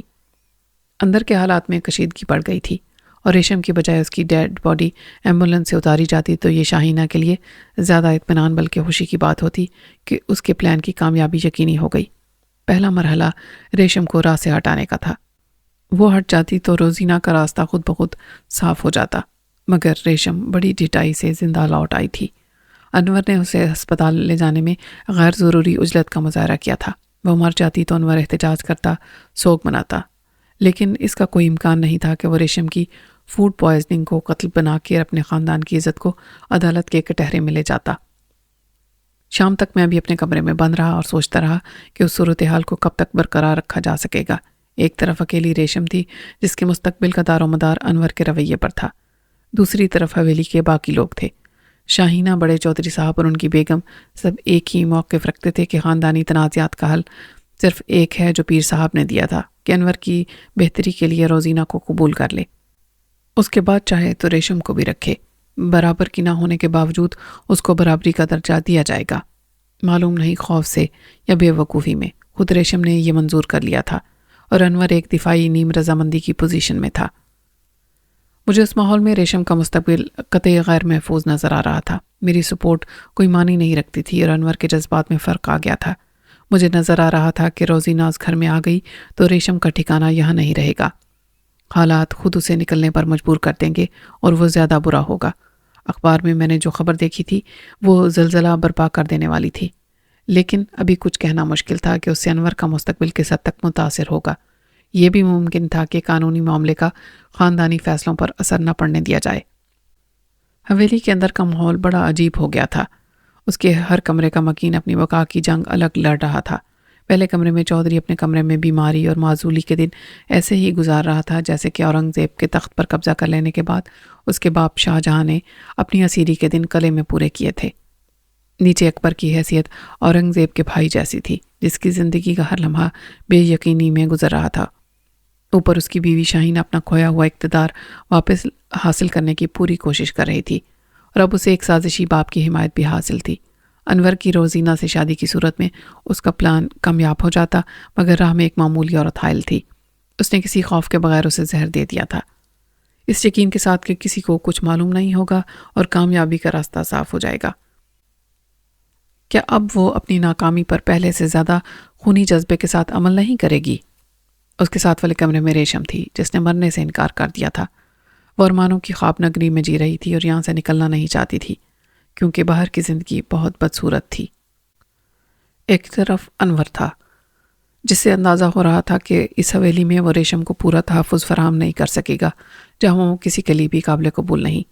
معلوم نہیں اس کے ذہن میں آخری حل کیا تھا، لیکن ابھی تو پوری حویلی پر اس خبر کا آسیب سوار تھا جو میں نے اخبار میں پڑھی تھی، مگر سب یہ سمجھ رہے تھے کہ مجھے کچھ معلوم نہیں۔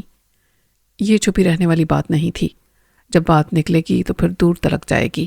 بظاہر اس پر پریشانی کے آثار دکھائی نہ دیتے تھے، غالباً وہ سب اس مسئلے پر گزشتہ رات ہی ڈسکس کر چکے تھے، جب گھر میں باہر والا کوئی نہیں تھا، نہ میں نہ ریشم۔ سپہر کے بعد ایکشن پلان کی صورت واضح ہونے لگی۔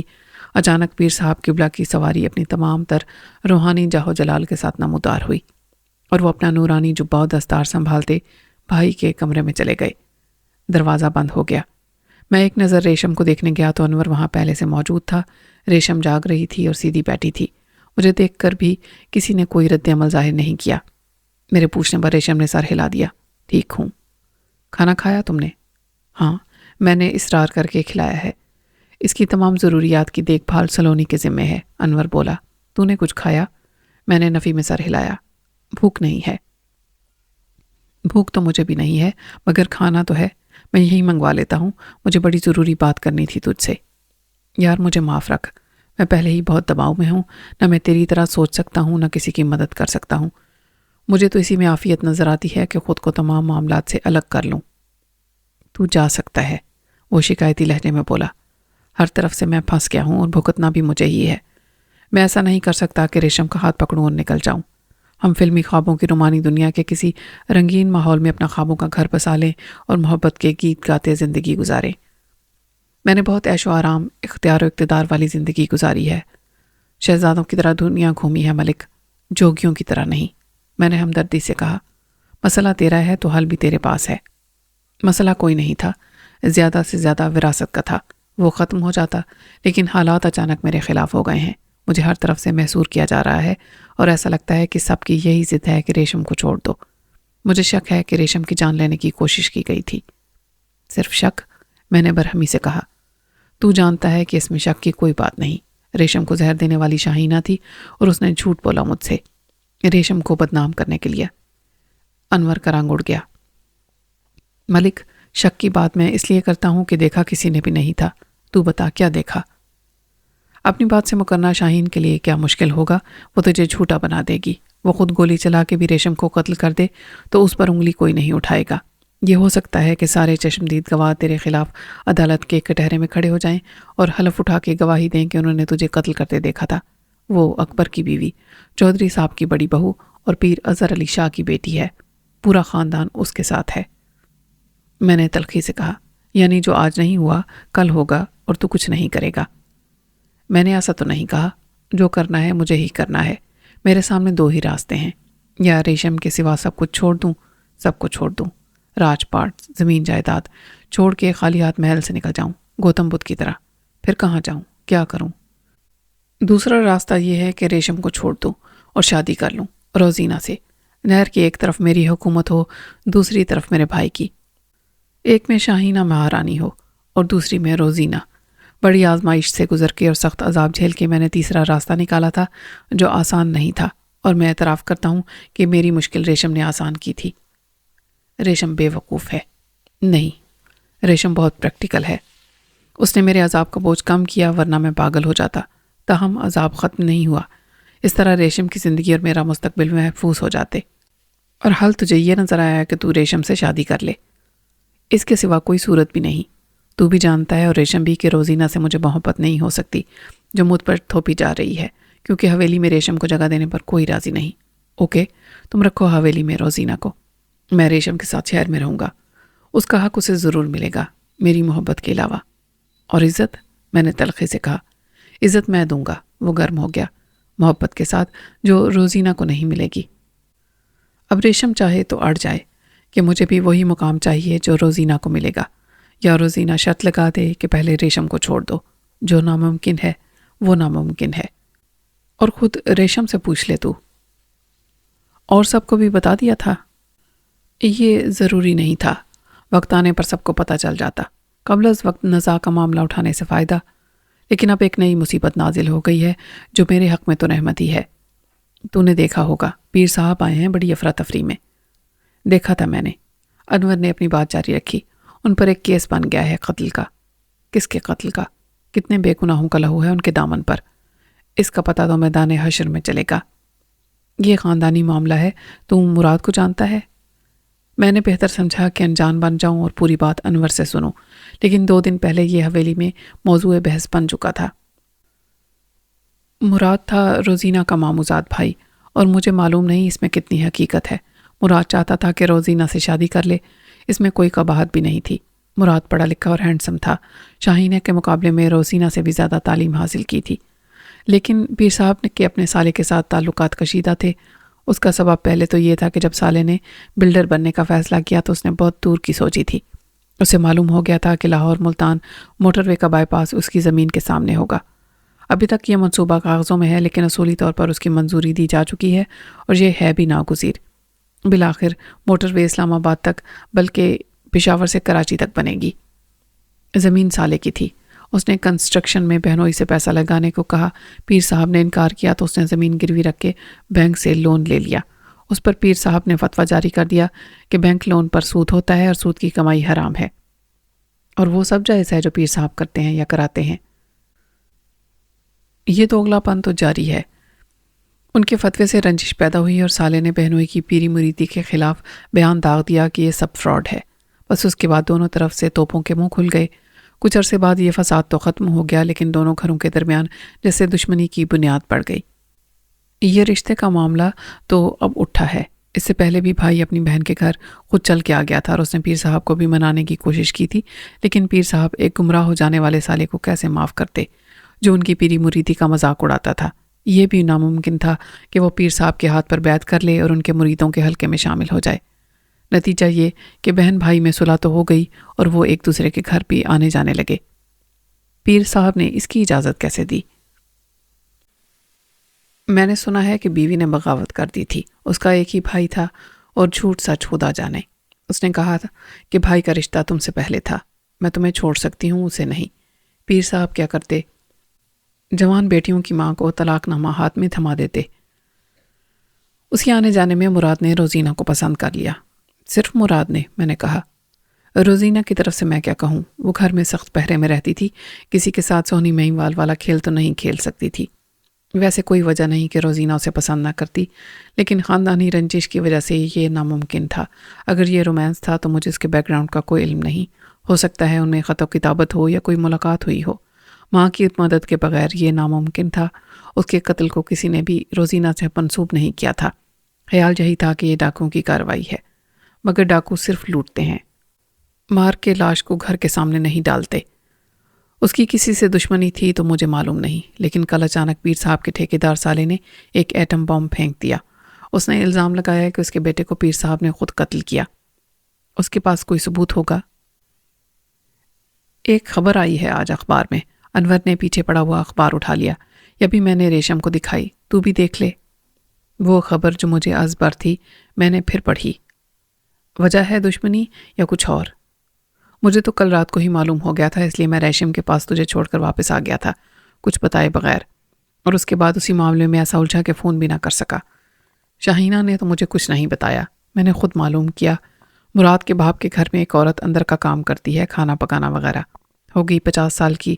اس کا شوہر 60 سال کا ہے، باہر کے کام کرتا ہے لیکن نشئی ہے، ہیروئن پیتا ہے۔ اسے نشے کے لیے پیسے کی ضرورت ہمیشہ رہتی ہے اور پیسہ اسے کوئی نہیں دیتا۔ میں نے اسے 100 کے 10 نوٹ دکھائے تو اس نے بہت کچھ بتا دیا۔ اس نے بتایا کہ مراد گیا تھا روزینہ سے ملنے اور پکڑا گیا، کچھ یار دوست اس کے ساتھ تھے۔ پیر صاحب کے مریدوں نے انہیں مار ڈالا پیر صاحب کے حکم پر۔ مراد کو گولی مارنے والے خود پیر صاحب تھے۔ یہ کیسے معلوم ہوا؟ کس نے بتایا؟ ان لڑکوں میں سے ایک فرار ہو گیا تھا، وہ باہر تھا، اس پر فائرنگ ہوئی اور گولیاں بھی لگیں، مگر وہ کسی نہ کسی طرح نکل گیا۔ نہ جانے کس نے اسے دیکھا اور ہسپتال پہنچا دیا جہاں وہ اسی رات مر گیا، لیکن اس نے اپنا بیان دے دیا۔ میں چونکا۔ تو نے دیکھا وہ بیان؟ میں کیسے دیکھتا؟ مجھے تو اس بڈھے نے بتایا تھا۔ یہ تو بہت سنگین معاملہ ہے، مرنے سے پہلے نزاع کی حالت میں کوئی بیان دے تو قانون میں اس کی حیثیت سچ کی سی ہو جاتی ہے۔ تجھے یقین ہے کہ وہ بڈھا سب کچھ بقائمی اور ہوش و حواس بتا رہا تھا، نشے میں نہیں تھا؟ انور نے نفی میں سر ہلایا۔ اس وقت وہ نشے کی طلب سے پریشان تھا، میں نے کئی بار چیک کیا۔ اس سے ایسے سوال کیے کہ اس پر نشہ غالب ہوتا تو وہ گڑبڑا جاتا، صحیح جواب نہ دے پاتا یا جھوٹ بولتا، لیکن وہ پوری طرح ہوش میں تھا۔ میں نے پوچھا، یہ بات تم کیسے جانتے ہو کہ مراد اس رات پیر صاحب کی بیٹی سے ملنے گیا تھا اور وہ روزینہ سے محبت کرتا تھا؟ اس نے کہا، یہ بات تو گھر میں ہوتی تھی، مراد کی روزینہ سے شادی کی، اس کی ماں بھی چاہتی تھی کہ بھائی کی بیٹی لائے، مجھ سے تو کوئی بات نہیں کرتا تھا، لیکن میری بیوی 24 گھنٹے گھر میں رہتی ہے، مراد کی ماں سے بات کر کے دل ہلکا کرتی تھی، سب کو بھروسہ ہے اس پر۔ بڈھے نے بتایا کہ اس رشتے کے لیے کوشش بھی ہوئی تھی جب آپ ولایت میں تھے، یہ بھی معلوم تھا اس بڈھے کو اور یاد تھا۔ اس نے کہا کہ پیر سائی نے اچھا نہیں کیا، اس نے مراد کے گھر والوں کو انکار کر دیا اور بہت بے عزت بھی کیا۔ اس کے بعد معاملہ خراب ہو گیا، مراد کے باپ نے بہن کے گھر آنا جانا تو شروع کر دیا تھا، لیکن وہ پھر رشتے کی بات نہیں کرنا چاہتا تھا۔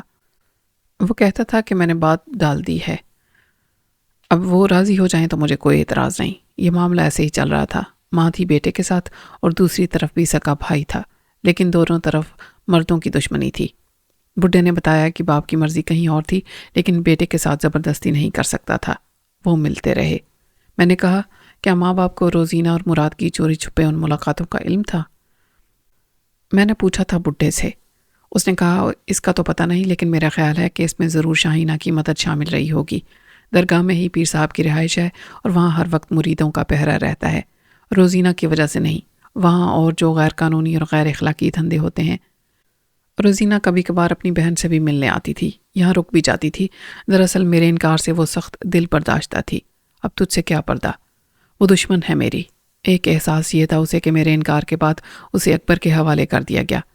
پہلے انکار سے اس کی انا کو سخت ٹھیس لگی ہوئی تھی، جب میں نے ٹھکرا دیا تو وہ اکبر کو بخش دی گئی۔ یہ ملال ہمیشہ سے اس کے دل میں تھا۔ کبھی اکبر نے بھی اسے کچھ کہا؟ میں نے خود کچھ نہیں سنا، ایک بار سلونی نے سنا تھا، وہ نشے میں تھا اور شاہینہ سے کہہ رہا تھا کہ شکر کرو کہ میں نے تمہیں قبول کر لیا، ٹھکرائی ہوئی عورت کو۔ تجھ میں کوئی خوبی ہوتی تو کیا انور 7 سمندر پار جاتا، اور گیا تھا تو لوٹ آتا؟ میں پھنس گیا، ابا جی نے مجھے مروا دیا۔ میں نے کہا، نشے میں آدمی کچھ بھی بول جاتا ہے، لیکن وہ جھوٹ نہیں ہوتا۔ یہ تو مشہور ہے کہ شراب کے نشے میں آدمی سچ بولتا ہے۔ شاہینہ نے بہت بے عزت محسوس کیا ہوگا، ان کے درمیان لڑائی ہوتی تھی تو بھی وہ کہتی تھی کہ میرے نصیب جو تمہارے پلے باندھ دی گئی۔ روزینہ کا معاملہ دوسرا ہو گیا، جب میں نے پھر انکار کر دیا، اس کے بعد ریشم آ گئی۔ روزینہ نے بھی بہن سے کہا ہوگا کہ اس کی تو زندگی خراب ہوئی، اس کی خراب نہ ہو۔ روزینہ کے ساتھ شاہینہ بھی چاہتی ہوگی کہ اس کی شادی مراد سے ہو جائے، پھر یہ مشکل ہو گیا اور مراد اس چکر میں مارا گیا۔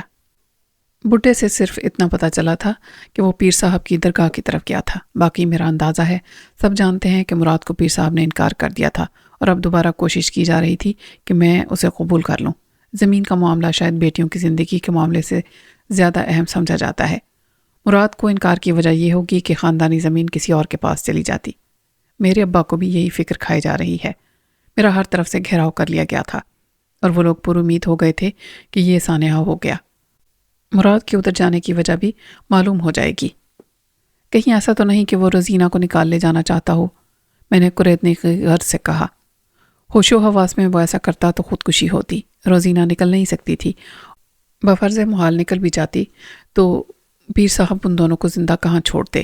وہ بھاگ کے کہیں بھی چلے جاتے، جس دن ان کا سراغ ملتا انہیں مار دیا جاتا۔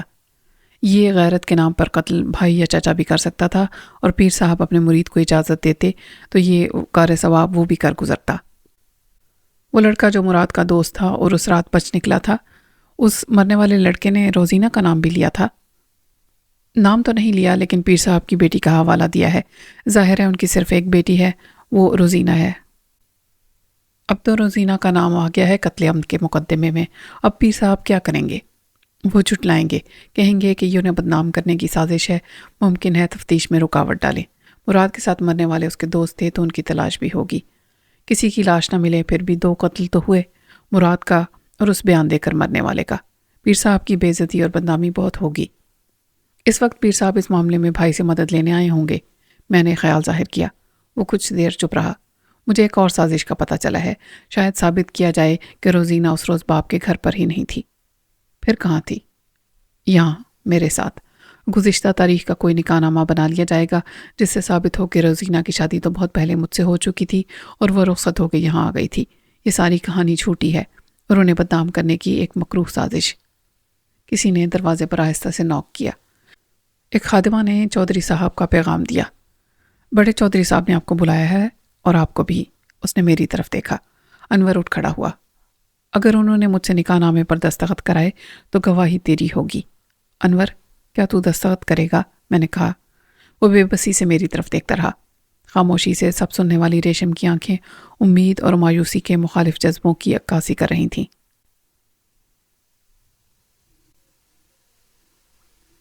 بند کمرے میں ہونے والے اس اجلاس کے شرکاء میں سب سے زیادہ نمایاں تو ڈرامائی کردار کے مالک پیر صاحب تھے، جو اب تک تمام معاملات میں ہی نظر آتے تھے۔ بڑے چودھری صاحب بیڈ پر تکیوں کے سہارے نیم دراز تھے اور آج حقہ پی رہے تھے، جس کی انہیں اجازت نہیں تھی۔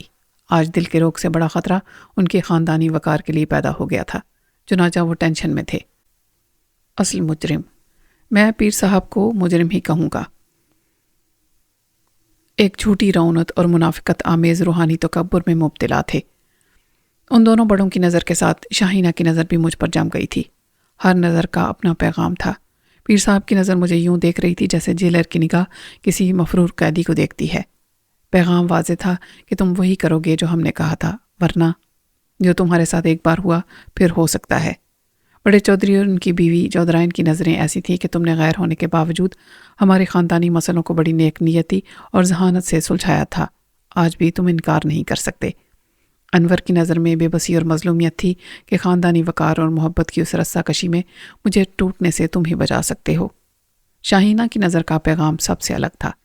نہ جانے کیوں مجھے اس کی مسکراہٹ بڑی فحش لگی، اور اس کی آنکھوں میں واضح پیغام کہ اس مسئلے کو حل کر دو تو انعام میں مل سکتی ہوں۔ میری رائے غلط ہو سکتی تھی، لیکن وہ ایسی ہی عورت تھی، مکر و فریب کا خوبصورت جال، سازشی، حصول مقصد کے لیے کسی بھی انتہا تک جانے کے لیے تیار۔ اس احساس سے مسلح وہ ایک بھرپور عورت ہے جو کسی بھی مرد سے کچھ بھی کرا سکتی ہے۔ میرا یہ وسوسہ جلد ہی حقیقت کا روپ بن کے سامنے آ گیا۔ کمرے میں ایک صوفہ سیٹ تھا۔ سنگل صوفے پر جو آمنے سامنے لگے ہوئے تھے، بڑی چودھرائن اور پیر صاحب براجمان تھے۔ بڑے 3 افراد کے صوفے پر انور کے ساتھ شاہینہ پہلے سے موجود تھی۔ اس نے انور کی طرف کھسک کے میرے لیے جگہ بنا دی تو میں تذبذب کے باوجود انکار نہ کر سکا۔ میرا خیال تھا کہ انور اپنی بھابھی کی طرف کھسک جائے گا تو میں اس کے ساتھ بیٹھ جاؤں گا۔ میں بیٹھ گیا اور مجھے اپنی غلطی کا احساس بھی ہو گیا۔ بیٹھنے سے پہلے انور کہہ سکتا تھا کہ تم آگے ہو جاؤ۔ خاندانی بزرگوں کی طرف سے یہ مجھ پر اپنائیت اور اعتماد کا اظہار تھا کہ انہیں میرا بھابھی کے ساتھ بیٹھنا برا نہیں لگا تھا، جیسے کہ ہم بھائی بہن ہیں، جو کہ ہم نہیں تھے۔ چند سیکنڈ اس تذبذب میں گزرے کہ مجھ سے گفتگو کا آغاز کون کرے گا اور کیسے کرے۔ پھر شاید نظروں میں یہ اشارہ بڑے چودھری کو مل گیا۔ صاحب خانہ کی حیثیت سے وہی اس بحرانی مسئلے پر منعقد ہونے والی کانفرنس کی صدارت کے فرائض سر انجام دے رہے تھے۔ پتر سلیم اختر، انہوں نے حقے کا دھواں خارج فرما کے فرمایا، تجھے اندازہ تو ہے کہ ایک مسئلہ پیدا ہو گیا ہے، انکار کرنا لا حاصل ہوتا۔ انور یا شاہینہ بھابھی کی زبانیوں نے معلوم ہو چکا تھا کہ مجھے اس مسئلے کے ہر نازک پہلو کا علم ہے، چنانچہ میں نے فقط سر ہلانا کافی سمجھا۔ بڑے چودھری نے تفصیل میں جانا غیر ضروری سمجھا۔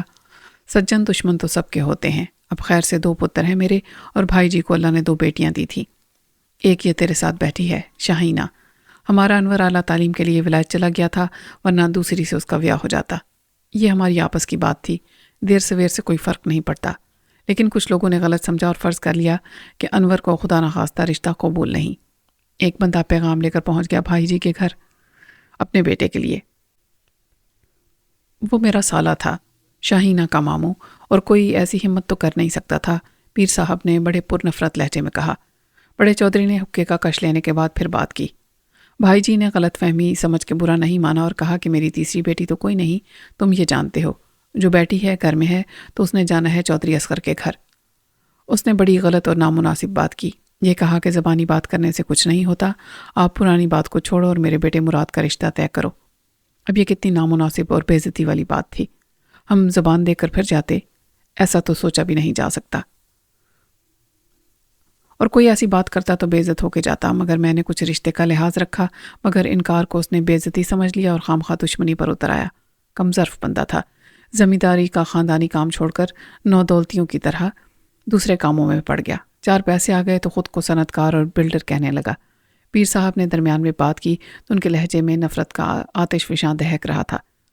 بڑے چودھری صاحب سکون سے حقہ گڑ گڑاتے رہے، پھر بولے، ابھی کچھ دن پہلے اس کے بد کردار لڑکے کو کسی نے قتل کر دیا، بری صحبت میں پڑ گیا تھا، وہ سارے لوفر اور کمزاد اس کے دوست تھے، ہم تو بس سنتے رہتے تھے کہ وہ کیا گل کھلا رہا ہے، برے کام کا برا انجام، مگر اس کے باپ نے بھائی جی سے دشمنی نکالی، انہیں قتل میں ملوث کر دیا، اور اس سے بڑھ کر یہ کہ اس معصوم اور شریف بچی پر بےہودہ الزام عائد کر دیا کہ وہ خدا نخواستہ خاندانی رشتے کو چھوڑ کر اس کے بیٹے سے شادی کرنا چاہتی تھی۔ میں یہ سرکاری وضاحتی بیان بظاہر بڑی توجہ سے سن رہا تھا، جس میں ناپسندیدہ اور ناقابل بیان حقائق کو بڑی ہوشیاری سے نظر انداز کر دیا گیا تھا، یا موضوع حد تک بدل کر اسے قابل قبول بنا دیا گیا تھا۔ میں نہیں کہہ سکتا تھا کہ میں اس کیس کے قانونی پس منظر کے علاوہ جذباتی، نفسیاتی اور معاشرتی اسباب جانتا ہوں، مگر ظاہری پردہ داری کے لحاظ سے چپ ہوں۔ اچانک میں نے اپنے دائیں پیر پر دوسرے پاؤں کا ہلکا سا دباؤ محسوس کیا۔ میرا یہ پیر سینٹر ٹیبل کے نیچے تھا۔ 4 فٹ چوڑائی کی یہ میز تھوڑا سا دائیں طرف تھی جدھر شاہینہ تھی، اور پھر ساتھ والے چھوٹے صوفے پر اس کی ساس۔ انور بائیں جانب تھا، اور آگے والے سنگل سیٹر صوفے پر محترم پیر صاحب براجمان تھے۔ میں نے اپنا پیر ہٹا لیا۔ سرکاری وضاحتی بیان جاری رہا، لیکن اب میری توجہ صرف نظر کی حد تک اور ظاہری رہ گئی تھی۔ میرا ذہن شاہینہ کی اس حرکت سے ڈسٹرب ہو گیا تھا۔ اس نے بڑی آہستگی سے اپنے پیر کا انگوٹھا میری پنڈلی کے نچلے حصے پر جما دیا۔ صوفے پر بیٹھنے سے میری پتلون چند انچ اوپر ہو گئی تھی۔ اس نے انگوٹھے سے میری پنڈلی کو کھجانا شروع کیا، بہت تیزی سے لیکن بہت واضح انداز میں۔ مجھے یوں لگتا تھا جیسے میرے پیر پر کوئی کاکروچ چڑھ گیا ہو، مگر یہ سرسراہٹ کچھ اور تھی اور اپنا ایک مفہوم رکھتی تھی۔ میں نے پیر کو تھوڑا سا ادھر ادھر کیا، لیکن شاہینہ نے نظر سامنے اور توجہ اپنے سسر کے بیان پر جاری رکھتے ہوئے خالص زنانہ انداز کی وہ حرکت جاری رکھی جس کے 2 مطلب نکالے جا سکتے تھے۔ نہ میرے لیے جگہ بدلنا ممکن تھا اور نہ شاہینہ کو روکنا۔ وہ میری خاموشی اور بے بسی کو انجوائے کر رہی تھی۔ اس کے لبوں پر خفیف سی شوخ مسکراہٹ میں بے شرمی کا کوئی شائبہ نہیں تھا، ایک پرمسرت فاتحانہ چمک تھی جو اپنی جرت مندی اور میری گھبراہٹ سے شہ پا رہی تھی۔ اچانک پیر صاحب نے سوال کر دیا، میرا خیال ہے کہ اب تم ساری صورتحال کو سمجھ چکے ہو۔ جی، میں نے سعادت مندی سے کہا، مگر میری یہ پریشانی تھی، شرافت نہیں۔ شاہینہ مظلوم اور معصوم بنی اپنا پیغام مجھ تک پہنچانے میں مصروف رہی۔ ابھی موقع نہیں تھا کہ میں شاہینہ کی اس حرکت کا کوئی جواب دے سکتا، لیکن میرے لیے اس حرکت کا مطلب سمجھنا دشوار نہیں تھا۔ وہ مجھے ورغلا رہی تھی، صاف اور بے لاگ الفاظ میں اس کی حرکت کا اور کوئی مطلب نہیں تھا۔ اس کا باپ مجھے دھمکی دے کر ڈرا چکا تھا، اس کا سسر مجھے دلیل سے قائل کرنے میں مصروف تھا، اور وہ مجھے رشوت دے رہی تھی۔ پھر جیسے فلم درمیان سے ٹوٹ گئی۔ اچانک بڑے چودھری کی آواز نے مجھے خواب سے حقیقت کی دنیا میں گھسیٹ لیا۔ اوئے، کس سوچ میں پڑ گیا تو؟ اور میں نے پھر اپنے آپ کو اس کمرے میں پایا جہاں میرے سامنے چھوٹے بڑے چودھری کے بے رحم سخت گیر چہرے تھے، جو خاندانی آن بان شان کی دیوار کو گرنے سے بچانے کے لیے ایک اور محلاتی سازش کا غیر اخلاقی، غیر قانونی اور غیر انسانی تماشا کرنے والے تھے اور مجھے اس کا حصہ بنانا چاہتے تھے۔ مجھے کچھ اندازہ نہیں تھا کہ وہ سوال کیا تھا جس کا جواب وہ مطالبہ کر رہے تھے۔ میں ایک دم اٹھا اور معذرت کر کے باتھ روم میں گھس گیا۔ میں 1 منٹ میں حاضر ہوتا ہوں، بڑے چودھری نے پرمزاح انداز میں کہا۔ ابھی سے مروڑ اٹھنے لگے تیرے پیٹ میں؟ لیکن ان ریمارکس پر انور کے یا پیر صاحب کے چہرے پر کوئی مسکراہٹ نہیں آئی۔ میں نے صرف شاہینہ کو مسکراتا دیکھا۔ وہ میری کم ہمتی اور بزدلی کا مذاق اڑاتی ہوئی محسوس ہوئی کہ بس ہمت ہار گئے، کہاں گئی تمہاری ساری مردانگی؟ تم خاک مزاحمت کرو گے؟ ابھی سے پیٹ میں مروڑ اٹھنے لگے ہیں، بھاگ گئے میدان چھوڑ کے، مگر کہاں جاؤ گے؟ کب تک بھاگو گے؟ ہر جگہ پناہ کے لیے باتھ روم نہیں ہوگا۔ میں نے منہ پر پانی کا چھینٹا مار کے تولیے سے صاف کیا اور 2 منٹ کے بعد ارادے کی ساری توانائی اور دماغ کی مکمل سپورٹ کے ساتھ لوٹ کر آیا تو مجھے انور سے یہ بھی نہیں کہنا پڑا کہ وہ کھسک کر شاہینہ کی طرف ہو جائے تو میں کونے میں پیر صاحب کے ساتھ بیٹھ جاؤں۔ اگر میں ایسا کہتا تو اس بات پر شاہینہ دل ہی دل میں ہنستی اور میرا مذاق اڑانے والی اس کی یہ ہنسی میرے سوا کوئی نہ سنتا۔ اس اعتراف شکست کے سوا میرے پاس کوئی چارہ نہیں تھا، لیکن نہ جانے کیوں ایسا پہلے ہی ہو گیا تھا۔ میں شاہینہ کی نظر میں خفیف ہونے سے بچ گیا۔ اب میری جگہ بڑی چودھرائن نے لے لی تھی۔ چور میرے دل میں تھا۔ مجھے خیال آیا کہیں اس نے شاہینہ کی خفیہ پیش قدمی کو محسوس تو نہیں کر لیا۔ اس کے اور میرے چہرے کے جذبات کی تحریر میں اپنی اپنی نیت کا عکس نظر آ گیا تھا۔ وہ ایک تجربہ کار عورت تھی اور دوسرے مرد نہیں محسوس کر سکتے تھے، وہ جان سکتی تھی۔ ظاہر ہے یہ میرا وہم تھا۔ اسے خیال آیا ہوگا تو صرف یہ کہ اس کی بہو کے ساتھ لگ کر بیٹھنا کچھ نامناسب سی بات تھی۔ اب میں چودھرائن کی جگہ ایک الگ صوفے پر بیٹھا تھا۔ معافی چاہتا ہوں، میں ایک دم درد سا اٹھا تھا۔ کوئی دل کا مسئلہ تو نہیں؟ شاہینہ نے بڑی سنجیدگی اور متانت کے ساتھ تشویش کا اظہار کیا، اور میں نے اس کی اصل معنی سمجھتے ہوئے اس کی طرف دیکھنے کی غلطی کی تو اس نے بڑی صفائی سے سب کی نظر بچا کے مجھے آنکھ ماری۔ یہ بھی کسی نے نہیں دیکھا۔ اور نہیں پتر، خیر سے جوان بندہ ہے۔ بڑے چودھری نے بہو کی بات کو غیر اہم قرار دے دیا۔ ویسے تو اپنے جلالی صاحب ہیں ادھر؟ بہو نے جواباً شوخی کے ساتھ کہا۔ ان کا معاملہ نہیں ہے یہ ابا جی، مجھے پتا ہے۔ میں نے ماتھے پر ہاتھ رکھ کے کہا۔ آپ نے کیا پوچھا تھا؟ یہی کہ انور تو راضی ہے اور اس کے سوا کوئی راستہ بھی نہیں، تو کیا کہتا ہے؟ وہ ایک لمحہ تھا جب میں نے مجموعی صورتحال کو اپنی ذہن میں اکٹھا کر لیا اور سمجھ گیا کہ مجھ سے اس سوال کا کیا جواب متوقع ہے۔ چنانچہ میں نے کہا، چودھری صاحب، میری رائے کی کیا اہمیت ہے؟ اوئے، اہمیت نہ ہوتی تو تجھے بلا کے بات کیوں کرتے؟ اللہ نے عقل دی ہے تجھے، مگر یہ آپ کا خاندانی معاملہ ہے۔ اس کے علاوہ ہو سکتا ہے میری بات آپ کو بری لگ جائے۔ میں جو کہوں گا اپنی عقل کے مطابق کہوں گا۔ آپ کی ناراضی کے خیال سے نہ میں غلط مشورہ دے سکتا ہوں، نہ منافقت سے کام لے سکتا ہوں۔ میں نے انکساری سے کہا۔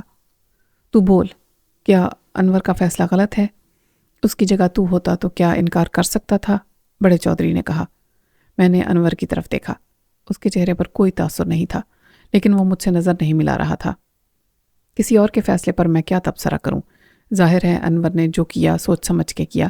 یہ معاملہ خاندان کی عزت سے بھی زیادہ اہم اس لیے ہو گیا تھا کہ سوال ہے زندگی اور موت کا، اور اپنوں کو بچانے کے لیے کوئی جان کی بازی بھی لگا دے تو جواری نہیں ہوتا۔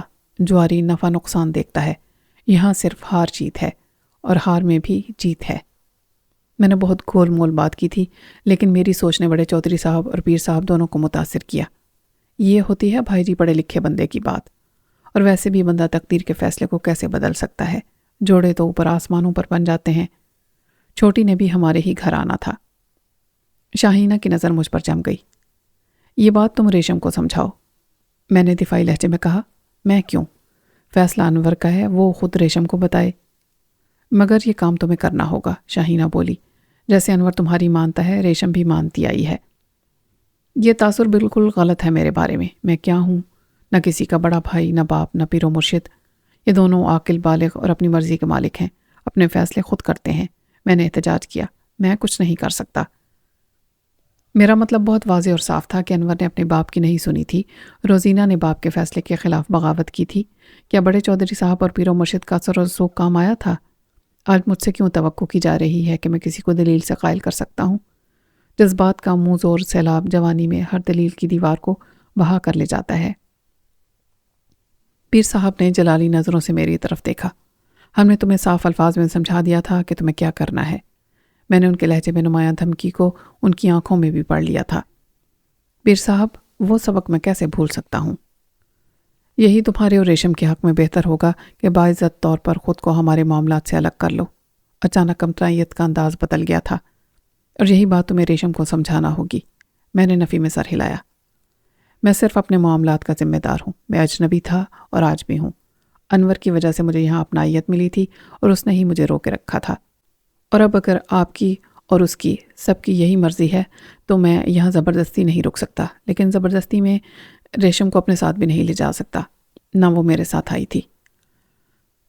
بڑے چودھری صاحب نے پھر صورتحال کو سنبھالا۔ دیکھو ملک سلیم، اگر وہ لڑکی ضد کرتی ہے تو بے شک کہیں نہ جائے۔ اس سے شادی کا وعدہ انور نے کیا تھا۔ وہ خود اس کو بتائے کہ خاندان کی ضرورت پر وہ اس کی محبت کو قربان کر رہا ہے۔ اس سے شادی نہیں کر سکتا اور وہ جہاں چاہے چلی جائے۔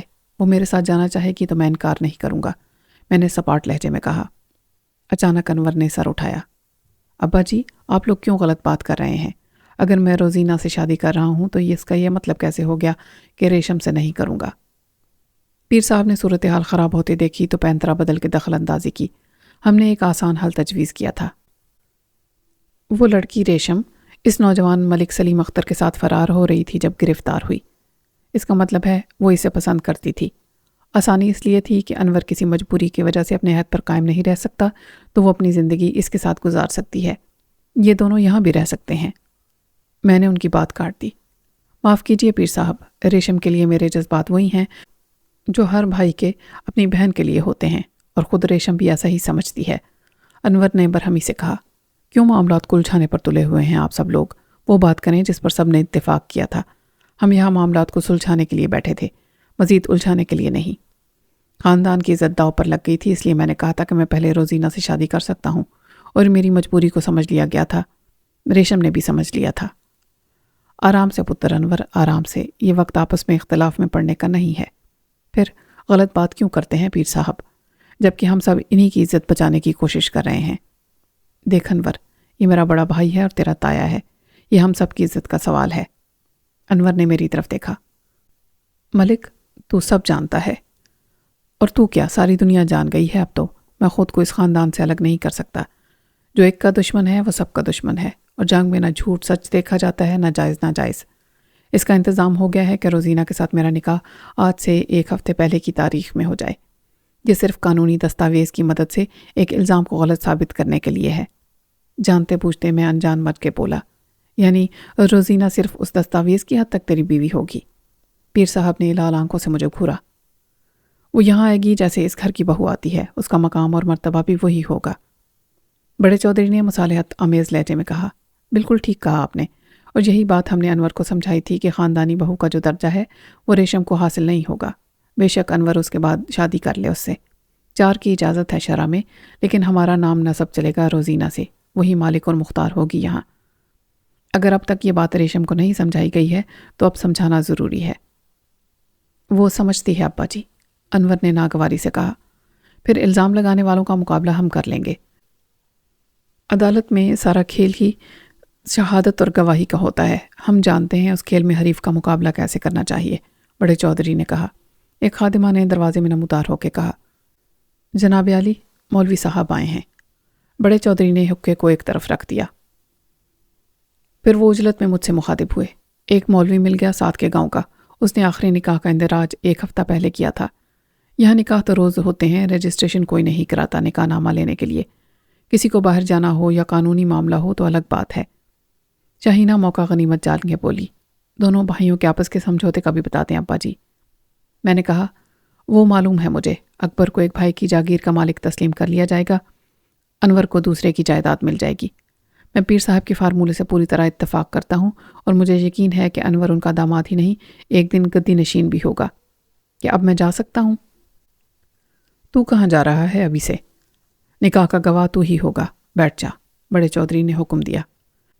نہیں چودھری صاحب، میں اس عزت افزائی کا مستحق نہیں، میں باہر کا کمزاد آدمی۔ انور نے میرا ہاتھ پکڑ لیا۔ پلیز ملک، مجھے تیری مدد چاہیے، میرے لیے پریشانی مت پیدا کر۔ اس کی صورت کی مظلومیت نے میرے قدم روک لیے۔ میں 100% جعلی اور غیر قانونی کارروائی میں گواہ بننے کے لیے رک گیا۔ شرعی اعتبار سے نکاح 100% درست فعل تھا۔ غلط تاریخ کے اندراج کے گناہ کا بار سب پر آتا تھا۔ اس میں بڑے چودھری صاحب، پیر صاحب، میں، شاہینہ اور انور سب شریک تھے۔ نکاح خان اور اندراج کرنے والا قاضی بے بس اور مجبور تھا۔ اس پر جبر کا گناہ بھی بڑے چھوٹے چودھری سب مل کر رہے تھے۔ لیکن یہ بقا کی جنگ ایسے ہی چل رہی تھی، اور آج جو کچھ ہو رہا تھا اس طرز فکر اور طرز زندگی کا صرف ایک نمونہ تھا۔ مسکین صورت سہما ہوا قاضی اجازت ملنے پر اندر آ گیا اور مؤدبانہ سلام کر کے کھڑا ہو گیا۔ اس کے آنے سے پہلے ہی چوہدرائن اور شاہینہ وہاں سے ہٹ گئی تھی۔ ہاں بھائی، آ گیا تو مولوی، بڑے چودھری نے ہاتھ سے اشارہ کیا۔ بیٹھ ادھر۔ مہربانی جناب، مولوی نے مؤدبانہ اپنا رجسٹر پیش کیا۔ ادھر دے۔ بڑے چودھری نے میری طرف دیکھا۔ رجسٹر میرے سامنے آ گیا۔ میں نے اس پر ایک نظر ڈالی تو مجھے اندازہ ہوا کہ اس میں تمام ضروری اندراج پہلے سے کر لیے گئے تھے۔ اس میں دلہا دلہن کے نام، ولدیت اور شناختی کارڈ، حق کے مہر، یہاں تک کہ ان کے دستخط بھی موجود تھے۔ 2 گواہوں میں سے ایک کا نام انور کے بڑے بھائی اکبر کا تھا جو یہیں قید تھا۔ دوسرا گواہ میرے لیے اجنبی تھا، مگر میں فرض کر سکتا تھا کہ وہ بھی کوئی فیملی ممبر یا جان نثار ہوگا۔ میرا نام دلہن کے وکیل کی جگہ لکھا گیا تھا، جو یہ گواہی دیتا تھا کہ دلہن نے اس کے سامنے ایجاب قبول کیا تھا اور نکاح نامے پر اپنے دستخط ثبت کیے تھے۔ میں نے خود پر جبر کر کے دستخط کر دیے اور اپنے کوائف بھی لکھوائے۔ اب دیکھا جائے تو یہ بھی غلط تھا۔ نہ میرا نام سلیم اختر تھا، نہ میرا شناختی کارڈ یا اس کے مندرجات صحیح تھے۔ ایک شخص جو پہلے ہی جھوٹ اور غلط بیانی کی دلدل میں اپنی مرضی سے گرا ہو، کیسے اعتراض کر سکتا ہے کہ کسی اور کے دامن پر جھوٹ کا داغ ہے؟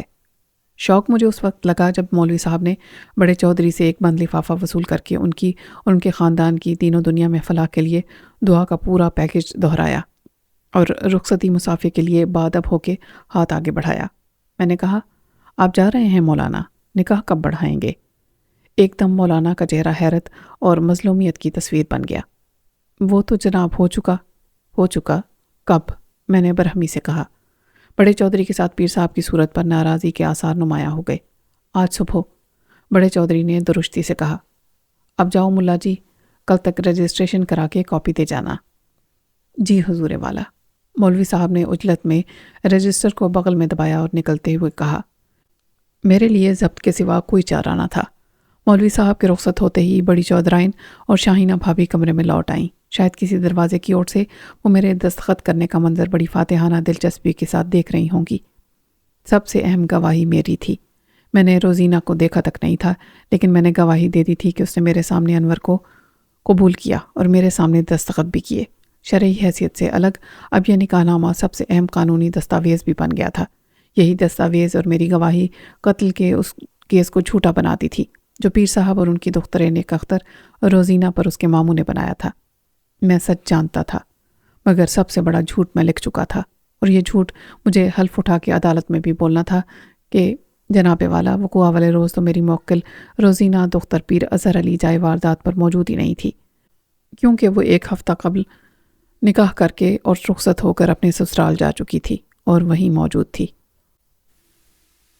یہ میرے لیے انتہائی پریشانی کی بات تھی۔ اپنی بے وقوفی سے میں نے خود اپنے پاؤں پر کلہاڑی ماری تھی اور اپنے پاؤں کاٹ دیے تھے۔ اب میں بھاگ بھی نہیں سکتا تھا۔ 1 گھنٹے تک میں اپنے کمرے میں کسی پاگل کتے کی طرح چکر لگاتا رہا اور پانی پی پی کے اپنے اندر کی آگ کو ٹھنڈا کرنے کی کوشش کرتا رہا۔ بڑے چودھری صاحب کے بند کمرے میں اجلاس کی کارروائی نہ جانے کتنی دیر تک جاری رہی، اور میرے اٹھ کے جانے کے بعد وہاں کیا اہم فیصلے کیے گئے، نہ کوئی بتانے آیا نہ مجھے بلانے۔ یکلخت میری اہمیت صرف ایک گواہ کی رہ گئی تھی۔ ملک سلیم اختر اب صرف اپنے ضمیر کا ہی نہیں، حویلی کا بھی قیدی تھا، اور اس کا اندازہ مجھے شام تک ہو گیا تھا۔